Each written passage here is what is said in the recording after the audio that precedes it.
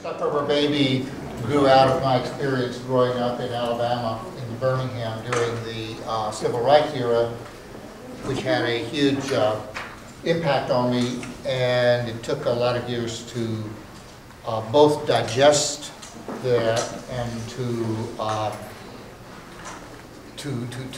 find a canvas large enough to deal with it. I'd been doing comic strips for a couple of decades before I did Stuck Rubber Baby, but I felt that the issues, the racial issues, and I was also dealing with the pre-Stonewall gay subculture that that awaited me when I came out of the closet when I was 21, was many of these things were either undocumented or their nuances were undocumented.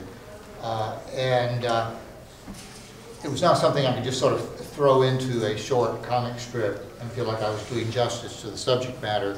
So when I had the unexpected and unusual opportunity to do a 200-page graphic novel for DC Comics, this seemed to be the time to revisit that period. But I was also not interested in doing a Mississippi Burning. That was my great fear. I did not want to just do some kind of epic thing about segregation or something.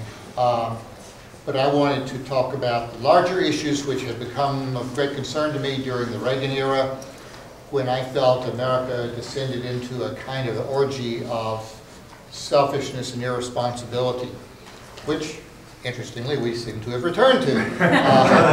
But during that period, I felt that the issue of the individual's responsibility for what kind of society he lives in, and a lot of it comes down to honesty. It comes down to being willing to be honest about, what you do with your life and what your society does itself. And I think in Alabama, for example, the great resistance to kind of confronting the evil of segregation and instead making excuses for it had some parallels with the impulse for many gay people to try and be secretive about that, to not be honest about themselves. And in a sense, my central characters